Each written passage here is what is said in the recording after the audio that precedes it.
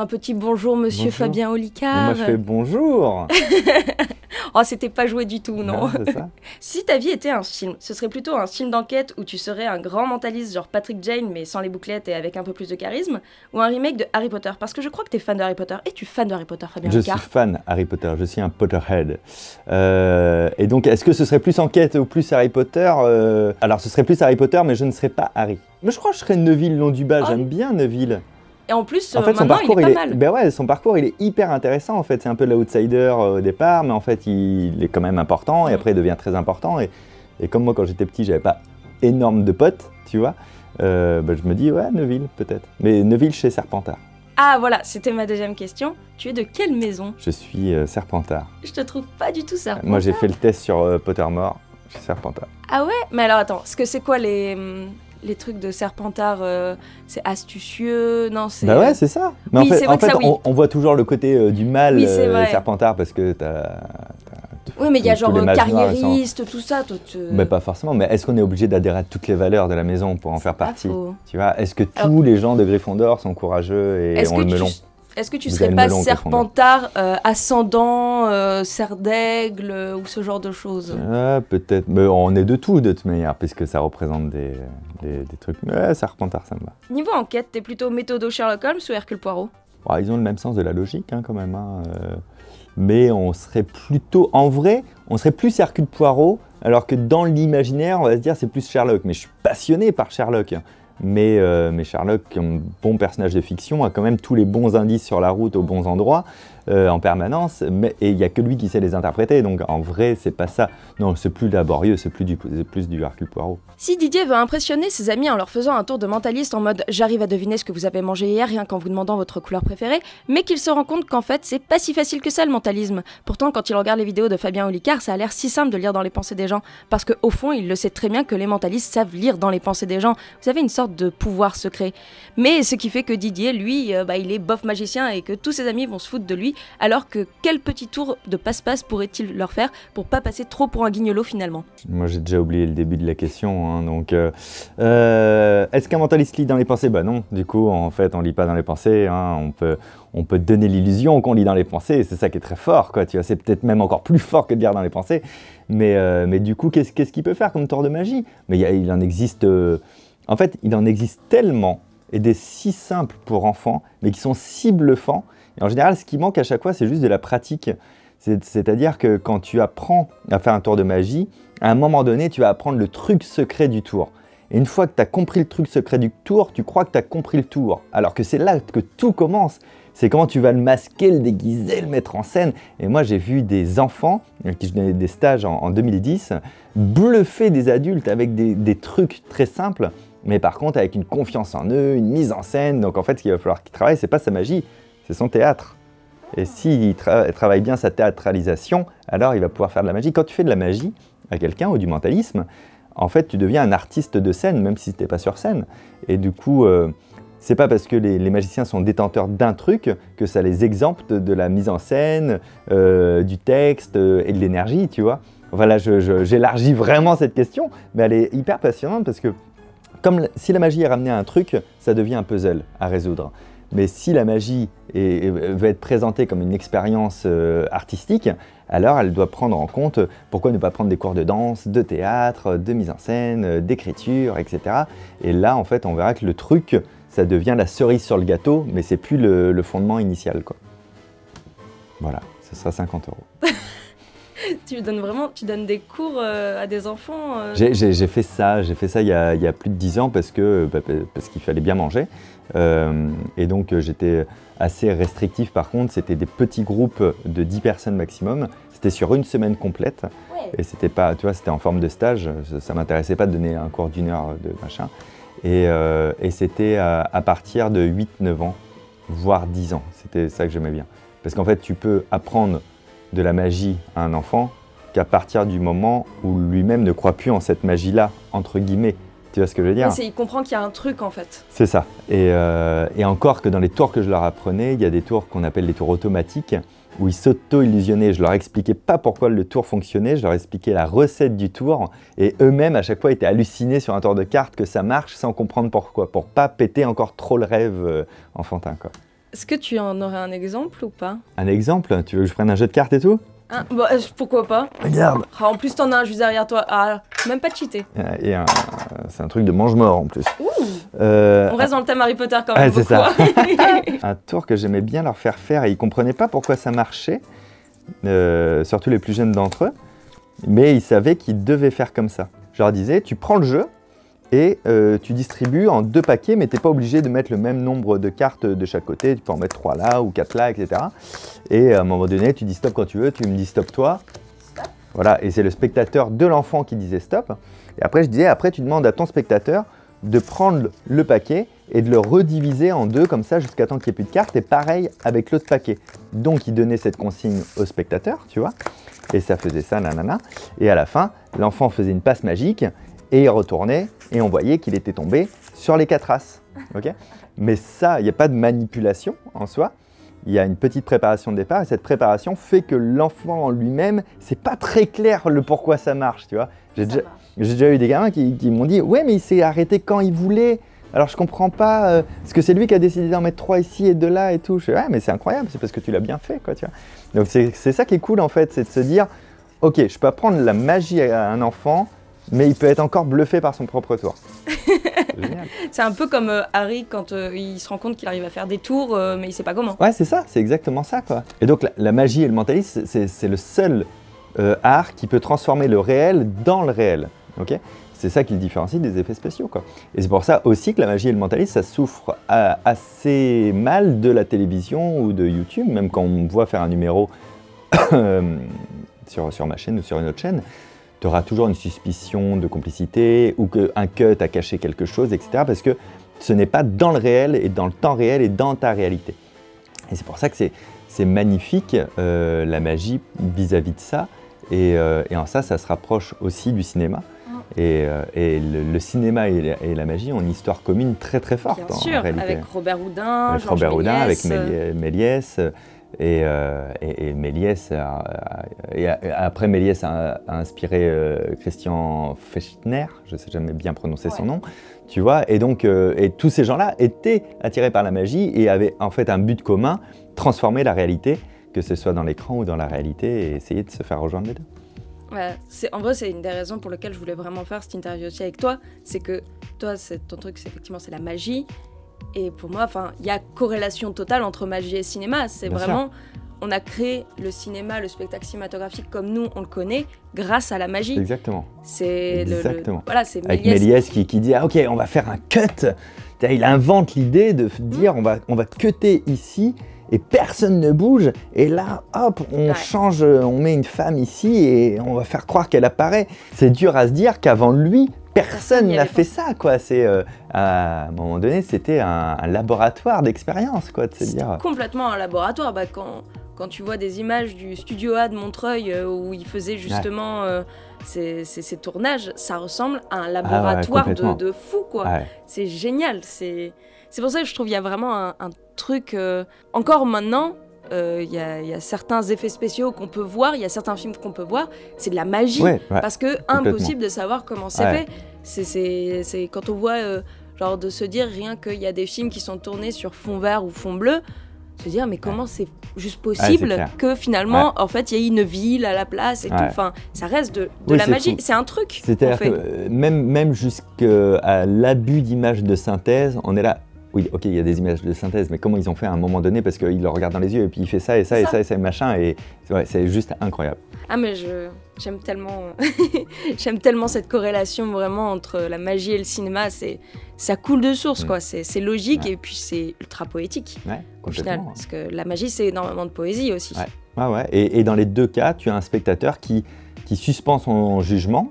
La suspension consentie de l'incrédulité. Exactement, et qui accepte comme ça de se faire illusionner parce qu'il a décidé que cet acteur était vraiment le personnage et qui vivait vraiment les émotions, où il a accepté un si, tu vois, et si on allait sur une autre planète, et si, tu vois, le si du film basique. Donc à chaque fois, il y a cette acceptation, il nous la confie. Donc que tu sois réalisateur, acteur, magicien, mentaliste, ce que tu veux. Et une fois qu'il te l'a confié, toi, tu dois ne pas briser la confiance, par contre.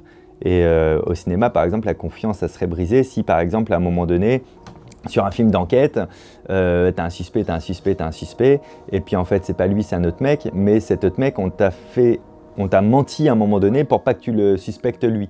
Là, la confiance, elle est perdue, c'est-à-dire que son acceptation, elle est barrée. Si sur scène, moi je fais monter quelqu'un et puis qu'on s'aperçoit qu'en fait c'est la même personne qui monte tous les soirs depuis 10 ans, et ben là c'est terminé, quoi, tu vois. Donc c'est assez marrant de se dire, ok, la personne nous autorise à l'illusionner, nous autorise à lui mentir dans le cinéma, dans la magie, etc. Mais par contre, selon des règles précises, qui fait que la confiance, elle doit être maintenue, quoi. C'est vraiment un jeu d'équilibriste intéressant. Oui. Si tu pouvais voir un film, là tout de suite maintenant, dans une salle de ciné, tout seul, ce serait quoi? Je pense que quand tu poses ce genre de questions, à chaque fois on doit dire « Ah, mais il y en a plein !» Je pense que je me fais Cinéma Paradiso. Je pense vraiment que je me fais ce film-là. Qui va pas être pourtant rangé dans mes films préférés dans le top, mais si je suis en salle, c'est ce film-là que j'aimerais voir. Ah, je comprends tellement. Il m'a beaucoup marqué, moi je l'ai vu étant petit. Après j'ai eu la chance de l'étudier à l'école, mais assez tôt, tu vois, au collège. Je devais avoir une super prof pour nous faire étudier ça, qui nous mettait en valeur, c'était une prof de français, les moments assez spécifiques. Tu vois, par exemple, quand on revoit les mêmes décors et que ces décors ont vieilli, une encre qui a rouillé alors qu'avant elle n'était pas rouillée, etc. Machin. C'était assez incroyable. Et puis je me souvenais vraiment de ce truc, de me dire, d'avoir compris un truc dans ce film, grâce à ce film, qui était si tu pars durant 6 mois de l'endroit où tu vis, quand tu reviens 6 mois après, tu as l'impression que tout a changé. Parce qu'en fait, tu t'intéresses à des macro-choses, la relation d'un tel avec un tel, qui a telle boutique ou ceci, cela, tu vois. Mais si tu reviens au bout de 6 ans, tu as l'impression que rien n'a changé. Parce qu'en fait, tu n'es pas raccroché aux mêmes choses et aux mêmes souvenirs, tu vois. Et je trouvais ça assez intéressant sur le détachement et tout. Et puis, ouais, ce film, il m'a vraiment ouvert la porte du cinéma. C'est une espèce de truc méta, puisque le film parle de film. C'est une mise en abîme. Si en plus, toi, tu le regardes dans une salle avec des gens qui regardent un film dans une salle, enfin, c'est ça. Puis c'est une super belle histoire de passage de connaissances aussi entre le petit garçon et le vieux projectionniste. C'est pareil, c'est le premier film que j'ai vu qui commençait par la fin. Oui. Tu vois, où il arrive pour l'enterrement. Et du coup, après, on va raconter que son histoire de passé. Moi, je sais pas en quelle année il est sorti, mais je sais que j'étais vraiment petit, parce que tout ça, c'était des mécaniques dont j'avais pas l'habitude du tout. C'est vrai que c'est un film qui est... déjà, c'est un film qui est italien, donc c'est vrai qu'on n'a pas énormément cette culture du cinéma italien, alors que le cinéma italien fait d'excellents films, dont Cinéma Paradiso. Il raconte des choses qu'on a... qui aborde avec une tendresse, je trouve, qu'on n'a pas l'habitude de voir, nous, dans notre cinéma ou dans le cinéma américain. Ouais, complètement. Et pareil, moi, en tant que petit mec, j'aimais bien les films où ça bougeait aussi un petit peu et tout. Et c'est un film qui a du rythme. C'est pas un film d'action, mais c'est un film qui a un rythme. Tu t'ennuies jamais parce qu'il est long, je crois. Il fait 2 heures et quelques. Oui, au moins 2 heures ou 2 heures et quart. Ouais, c'est ça, ouais. Et donc... à l'époque, je suis pas la cible, tu vois, du tout pour voir ce genre de choses. Et si j'ai tenu, c'est forcément que le rythme était bon, tu vois. Donc je pense que je me fais ça parce que je suis sûr de pas me faire chier en plus. Quand tu arrives au cinéma, où est-ce que tu t'assois? Au fond, tout au fond de la salle, tout au fond, pour être tranquille. Pour être tranquille, je veux personne derrière moi. En plus, j'ai cette tendance à vapoter. Attention, je ne vapote pas beaucoup et je ne fais pas de fumée, je génère pas de fumée. Mais comme ça, je peux tirer une ou deux lattes durant la séance. Et puis, en général, comme personne n'aime trop être au fond, il y a toujours de la place et je suis tranquille. C'est vraiment pour de la tranquillité pure et dure. Et je ne suis pas persuadé que ça change mon expérience cinématographique d'être au milieu de rang, au 3e rang, à la fin. En fait, j'ai un super son, j'ai un super écran, quoi qu'il arrive, donc je suis satisfait. Je ne suis pas impatient, je suis extrêmement patient. Par contre, je suis impatient sur les délais inutiles. Et alors, ça peut me gonfler d'une force de mettre 3 heures à dire « mais on se met où? On se met là, ou là, si tu veux, ou là ». Oh putain, c'est quoi? Asseyons-nous en fait, quoi, tu vois. Donc c'est aussi, il y a cette simplicité de, tu rentres dans la salle, voilà, on tourne à gauche, c'est bon, c'est bien, c'est rapide.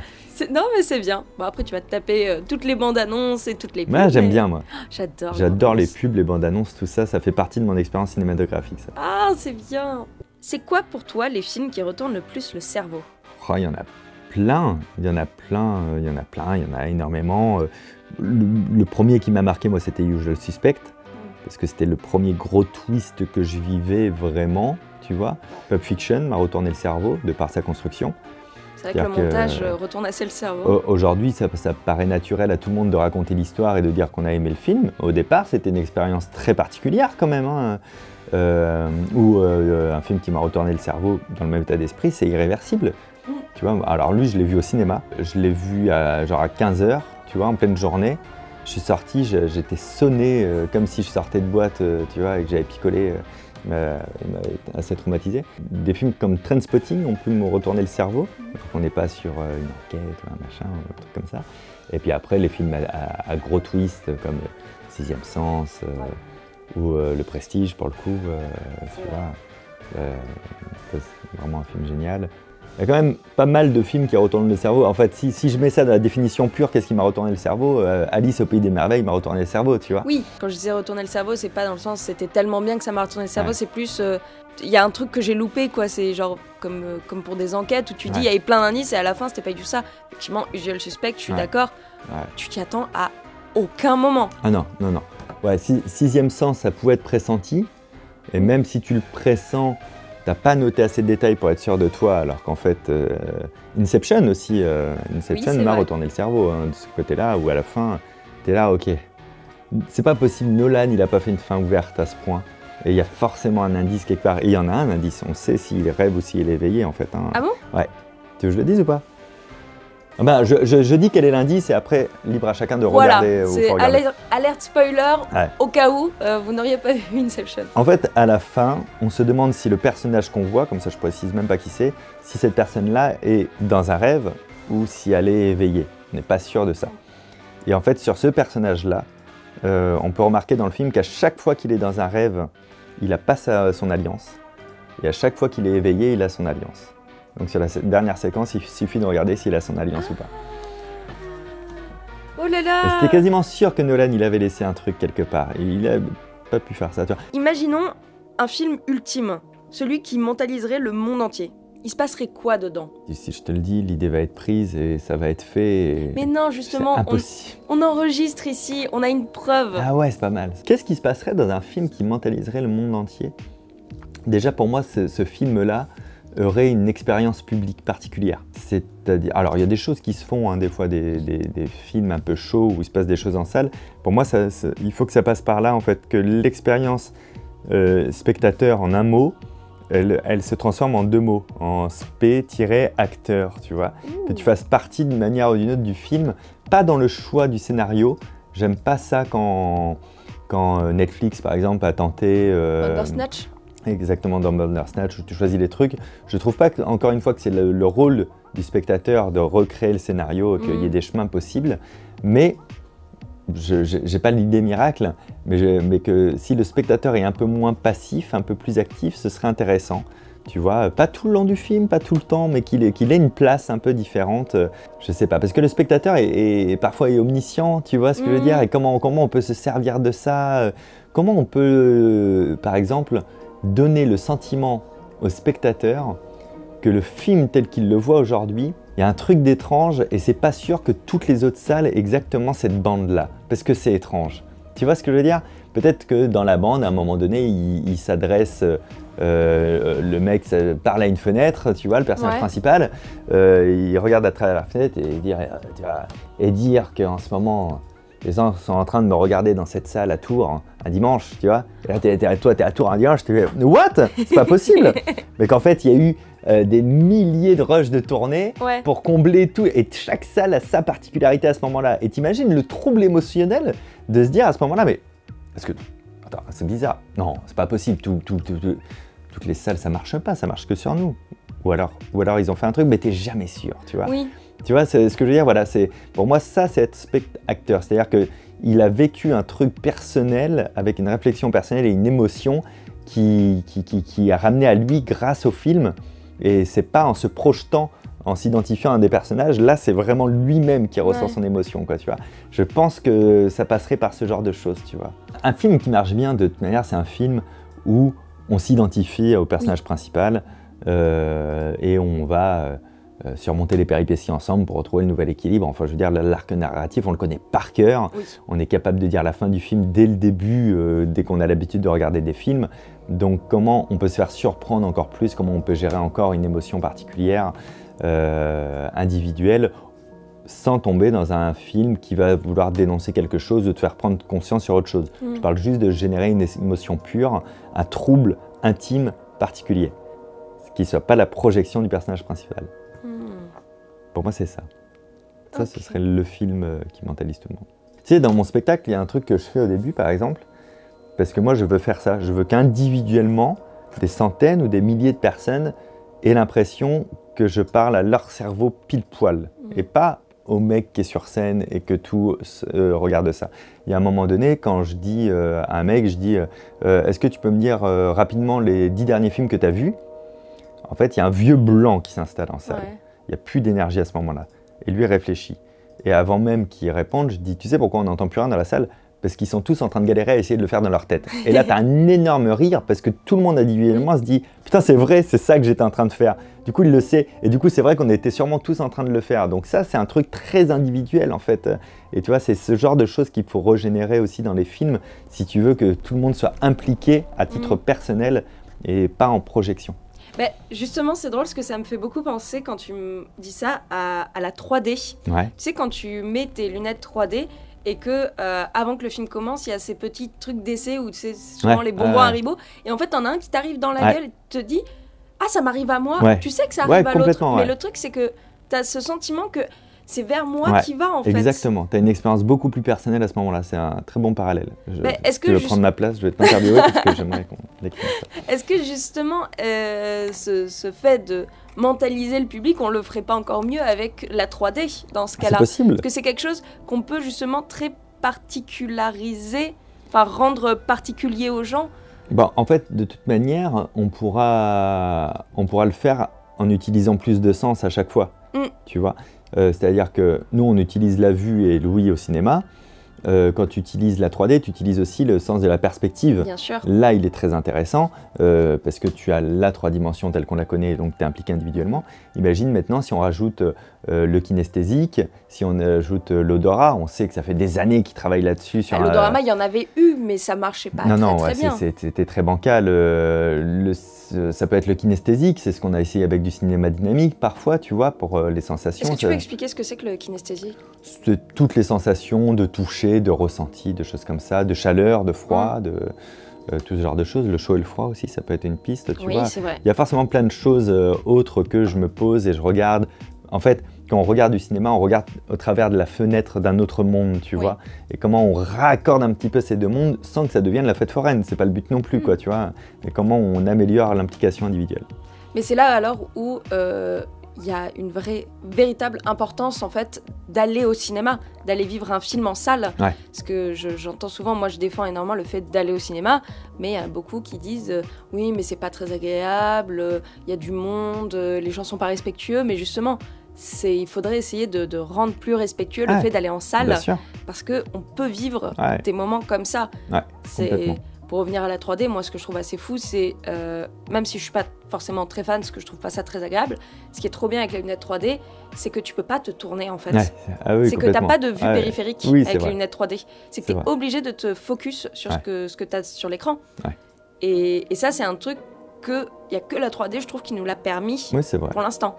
Après, je pense aussi que les dérives de l'expérience, des mauvaises expériences au cinéma, elles viennent aussi des salles toujours plus grandes, de la projection automatisée. C'est-à-dire quand, tu vois, on a un écosystème qui s'automatise et ça devient un lieu où tu peux rentrer, sortir et en fait, on n'est plus du tout dans le spectacle et dans l'ancien truc de j'ai la chance d'aller dans cette salle de cinéma. Quand j'étais petit, c'était juste incroyable en fait qu'on aille au cinéma, c'était 1 ou 2 fois par an, tu vois, et en général c'était 1 fois, c'était fou quoi, tu vois, et puis tu rentrais et puis tu voyais le mec qui arrivait derrière son truc à la projection et tout, donc tu fais pas le con parce qu'aussi il y a quelqu'un qui travaille, tu vois, et puis comme tu estimes que c'est une chance d'être là, tu vas respecter le truc, et puis la salle comme elle est encore à taille humaine, il y a une espèce d'ambiance un peu particulière. Donc aussi, plus on rend ce truc un peu froid et un peu automatique, ben, moins on le respecte en fait, quoi, tu vois. C'est vrai que c'est pour ça qu'il faut sauver les petites salles. Bah ouais, ça reste un artisanat, quoi, voilà. Ouais, bien sûr. Elle est plus dans les salles d'arrêt d'essai que dans les multiplex. Parce que les DCP, c'est sympa 5 minutes, mais c'est quand même plus cool d'avoir effectivement quelqu'un qui appuie sur le bouton. Bah ouais. Non, mais à la limite, quand tu veux te faire, je sais pas moi, le dernier Marvel ou un truc comme ça, tu te dis, allez, vas-y, je vais m'en prendre plein la gueule, je vais aller dans la grosse salle avec plein de monde, on va regarder l'écran de ouf, et on va s'en prendre plein les oreilles et tout. Ok, tu vois, ça, c'est encore une autre expérience. C'est comme quand tu veux regarder un match de foot presque. Un match de foot ou un truc comme ça, voilà, tu vois, moi, j'aime bien regarder ce genre de film, pour le coup, mais pas au cinéma. Les films d'action pure à la Marvel, ça va être une activité dans l'avion ou dans le train ou un truc comme ça. Ah oui, d'accord. Oui, parce que en fait, moi, je décroche quand il y a trop d'action, pour le coup. Ouais. Il faut qu'il y ait un peu d'histoire, quoi, tu vois. Oui, je comprends. Enfin, pour le coup, les films d'action du style Marvel, ça coche vraiment, tu prends l'anatomie du scénario là qui est derrière moi et tu coches les cases, il n'y a aucune surprise, aucune originalité. Zéro, quoi, tu vois. Donc après, tu le regardes pour d'autres raisons.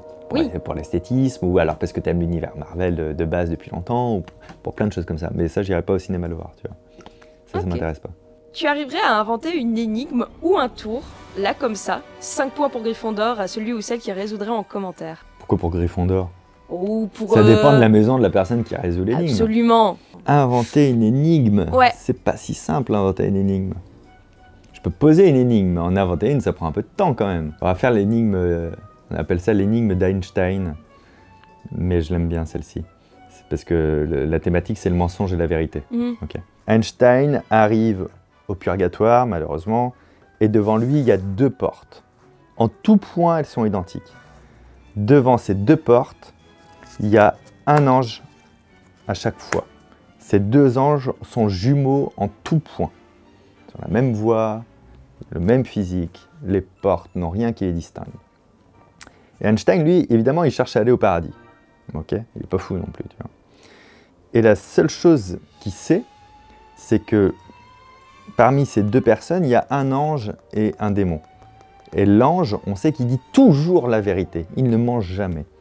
Et le démon, on sait qu'il ment toujours, il dit jamais la vérité. Okay, et les 2 portes, il y en a une qui mène au paradis et l'autre qui mène à l'enfer, évidemment.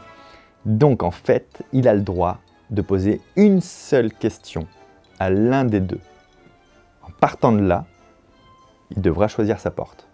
En gros, il peut poser une seule question à l'un des 2, mais il ne sait pas qui est l'ange et qui est le démon. Il ne sait pas quelle est la porte du paradis et la porte de l'enfer. Il a le droit de poser une seule question à l'un des 2. Et avec ça, il doit pouvoir déduire avec assurance complète quelle est la porte qui mène au paradis. Donc, quelle est la question qu'il doit poser? Ok. Voilà. T'as une proposition? En fait, je trouve que c'est une énigme qu'on entend souvent dans des films ou des séries, des trucs comme ça, et j'oublie toujours la réponse. Mais je dirais, genre, demander à un des 2, est-ce que tu dis la vérité? Et donc, s'il dit ça à l'ange, l'ange, il va dire oui. Oui. S'il dit ça au démon, le démon, il va dire oui. Donc, t'es dans la merde. Exact. Est-ce que tu mens? C'est la même chose. L'ange va dire non, et le démon va dire non. Bon, en commentaire, si vous avez la réponse, n'hésitez pas. C'est drôle, oui. Oh là là. Mais c'est fou, parce que c'est vraiment... justement, cette énigme, on l'a... Bien sûr. On l'entend tout le temps. Elle a été... pas tout le temps, mais c'est une récurrente quand même dans l'univers cinématographique et dans l'univers de la littérature, qui se rejoignent là aussi. Pas de la fiction. Mais ce qui est intéressant, c'est pourquoi on ne la retient pas. Parce qu'elle demande une réflexion différente, pas meilleure que les autres. C'est juste vraiment un point de vue différent qui doit englober plus de choses et je la trouve passionnante. Raconte-nous ton expérience de cinéma pas comme les autres, celle qui a fait boum boum dans ton cœur. Ça pourrait être Retour vers le futur, mais vraiment celle qui a fait boum boum, c'est-à-dire il s'est passé vraiment un truc mental vis-à-vis de ça. Je pense quand même que c'est relativement récent et que c'est Inception. Je pense que je l'ai vu 20 fois. 20 fois? Ouais. Ah oui. Mais je le regarde avec attention, là pour le coup. Je ne suis pas dissipé avec mon téléphone ou quoi. Je le regarde et je le revis, quoi. Tiens. Il m'a beaucoup marqué ce film, il m'a beaucoup transcendé parce qu'il y a plein de trucs. Il y a le fait que ça te rappelle quand même que ta réalité, tu l'aperçois par tes 5 sens et que du coup ta réalité est subjective et complètement incomplète en fait. c'est la tienne et c'est pas celle d'un autre et t'es même pas sûr de ce qu'est la réalité. Et que, je suis même pas sûr que tu existes en soi, tu vois. En fait, ça devient très cartésien pour le coup. Descartes, à un moment donné, tu vois, ça dit de quoi on est sûr. Et en fait, on est sûr que quand on pense, on est point. Tu vois, c'est la seule assurance qu'on ait. Et ce film, pour moi, il traduit ça. Il parle des rêves et de la projection. Et moi, je suis assez fasciné par les rêves lucides. J'ai fait des stages il y a des années d'onirologie. Donc, Et pas Robert Hein? Robert De Niro, pardon. Robert d'onirologie. Ah, ça marche! Bah oui, bravo! Donc, sur les rêves, quoi, tu vois, je me suis intéressé aux tribus dont le nom m'échappe. Qui ne vivent d'ailleurs que par le rêve, c'est-à-dire que si je rêve que je te fais du mal durant la nuit, le lendemain matin je vais m'excuser et je te fais un petit cadeau au petit-déj, quoi, tu vois, que si un enfant a rêvé qu'il avait fui devant un lion, eh ben, tous les anciens vont essayer qu'il refasse le rêve pour qu'il affronte le lion, etc. Et les rêves, c'est un accès à l'intégralité de la puissance de calcul de notre cerveau qui est assez folle, parce que ce qu'on voit dans ce film est assez réel, c'est-à-dire que notre cerveau, il connaît toutes les règles du monde et il peut anticiper toutes les solutions et toutes les sensations. Et quand tu rêves, t'imagines quand même tout ce qui est composé, que tu crois vrai le temps du rêve, c'est quand même fou la puissance imaginative qu'il y a à ce moment-là, quoi, tu vois, et la puissance scénaristique aussi, parce qu'il y a toujours un problème à résoudre, hein. Un rêve, c'est comme un film, il y a toujours une problématique, quelle qu'elle soit, et on va essayer de la résoudre, en fait, en permanence. Donc tout ça, tout ce film, je trouve qu'il a absolument bien illustré tout ça. Je trouve l'histoire personnelle en plus de Leonardo DiCaprio dans le film, je trouve elle me tient en haleine de fou. Tout me plaît dans ce film, tu vois, vraiment il m'a retourné et je peux, quand je m'ennuie derrière la voiture, quand je fais de la route ou quoi, je peux me refaire le film dans la tête pour le plaisir de refantasmer ça, du rêve imbriqué dans le rêve. J'adore ça. J'espère vraiment qu'il n'y aura jamais de deux. Ah ouais, tu non. vois ce que je veux dire? Oui, oui. C'est une pièce unique. Ouais, c'est une pièce unique. Et donc, il a vraiment fait boum boum, il a vraiment réveillé des choses. Et c'est marrant, quand tu vois, tu poses les questions, on peut s'apercevoir qu'il y a une nuance entre ton film préféré et plein d'autres films qui t'ont marqué pour d'autres raisons. Exactement. Et que je vais te citer Cinéma Paradisio pour une chose et Inception pour une autre, alors que vraiment mon film préféré ça reste Retour vers le futur, ouais. Tu vois, parce que la thématique du temps elle me fascine, parce que je trouve que le scénario est très bien écrit, parce que c'est la première fois que j'ai accès à un paradoxe et que ça me hante encore, tu vois, quand Marty joue Johnny B. Goode sur scène, et que le musicien appelle Chuck Berry en disant « Tu cherches un nouveau son, écoute ça !» En fait, ça vous le savez ou pas, mais c'est donc Chuck Berry qui a écrit la chanson, tu vois. Ça. Et du coup, après, moi vraiment, pareil, j'étais pas si vieux quand j'ai vu Retour vers le futur, je me suis dit « Mais du coup, s'il l'a écrite en écoutant Marty la jouer, et que Marty l'a appris de lui, elle vient d'où cette chanson ?» Ça fait une boucle temporelle. C'est ça, donc elle vient d'où ? Et voilà, donc j'ai découvert le paradoxe aussi dans le film et tout ça. Et on sent aussi, ça je le savais pas, je l'ai su bien après dans ma vie, mais on sent que le 2 et le 3 ont été écrits en même temps, bien ce sûr. qui donne aussi cette unité je suis entièrement d'accord. À la trilogie. Donc voilà, ça c'est mon film préféré, mais un film qui a réveillé tout mon esprit et mes émotions en même temps, ça a quand même été Inception. Non, c'est fabuleux. Justement, moi ce qui m'intéresse, comme tu dis, c'est la différence en fait entre le film préféré et l'expérience cinématographique. C'est que c'est ultra différent. C'est que tu peux aimer un film de tout ton être, mais avoir passé un tellement bon moment en regardant un film en particulier, que ce soit chez toi ou dans une salle, juste il y a une grosse différence entre les deux en fait. Oui, et puis entre ton film préféré ou tes films préférés d'ailleurs, et la personne qui va te dire qu'est-ce qu'il faut que je vois absolument. Moi, je vais répondre Le Prestige, alors que le Prestige, j'ai dû le voir 2 fois dans ma vie. Il fait partie des films que j'ai énormément appréciés, mais c'est pas dans ma liste films préférés réellement, tu vois ce que je veux dire. Mais c'est lui que je vais recommander par contre. Mais est-ce que c'est aussi pas parce qu'on attend de toi, vu que t'es dans la magie et le mentalisme, que tu conseilles un film là-dessus? Je sais pas, hein. Non, là pour le coup, la recommandation, elle se fait parce que je trouve que historiquement il est très réaliste, que dans l'histoire il est très réaliste. sauf un point particulier qui fait que c'est un film, évidemment, et que c'est une fiction. Mais bon, historiquement, il l'est, donc moi j'aime bien aussi quand on apprend des choses dans le film, et c'est de l'apprentissage indirect. Je trouve que le 19e est toujours une super période pour les films.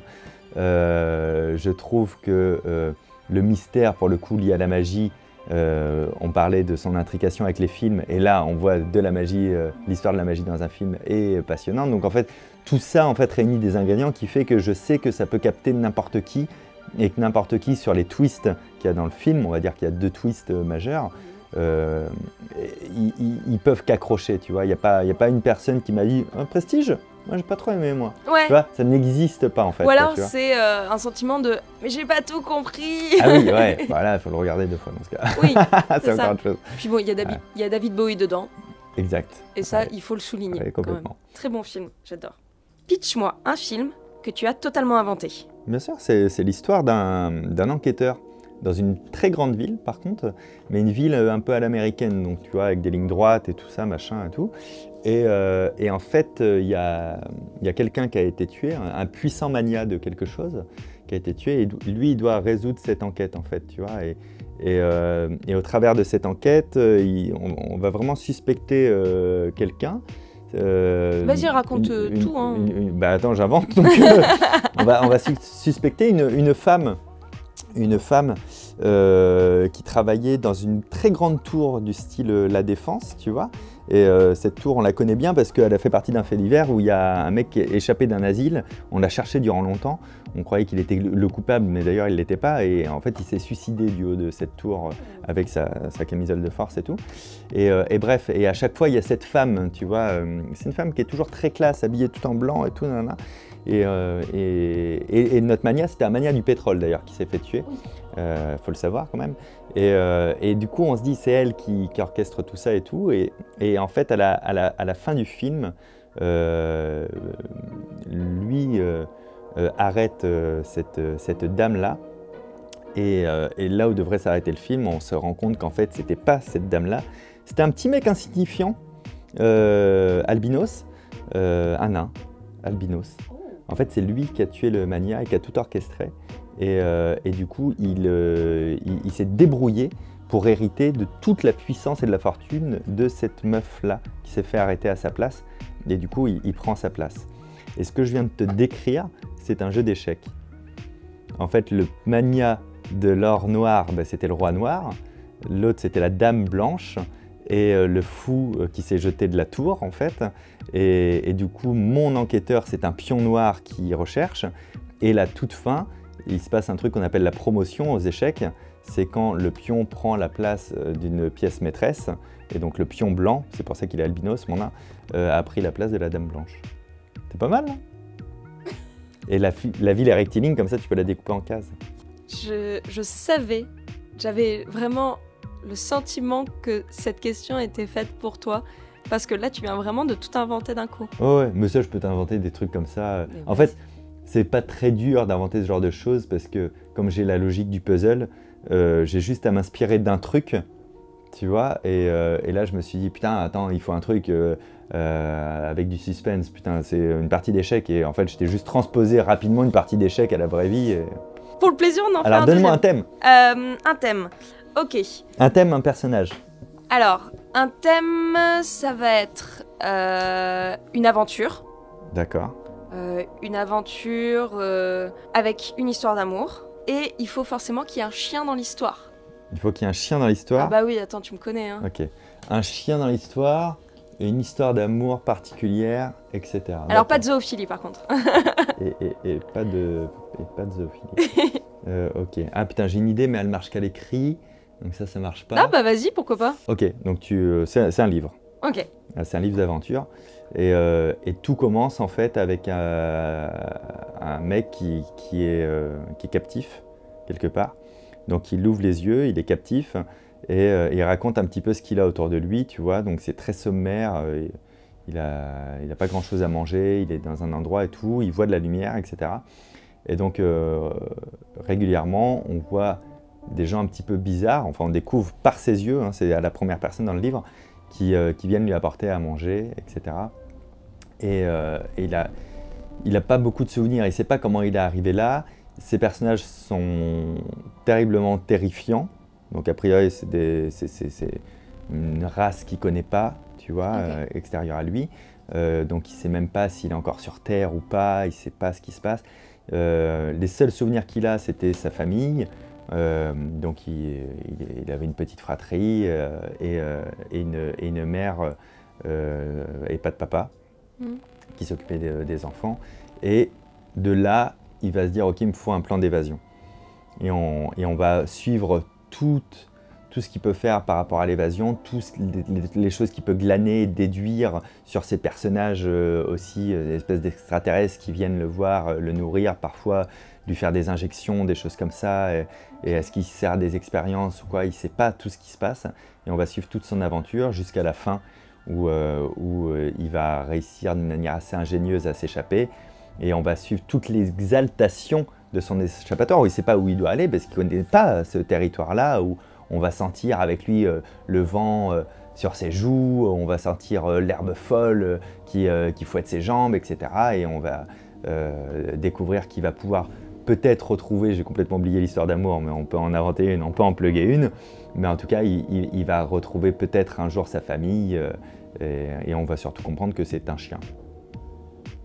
Que depuis le départ, ce personnage-là est un chien, qui était juste en fait enfermé dans un endroit où il avait été pris par sa naissance pour être guéri parce qu'il avait une maladie. Donc les personnages très étranges sont des êtres humains, il n'en avait jamais vu.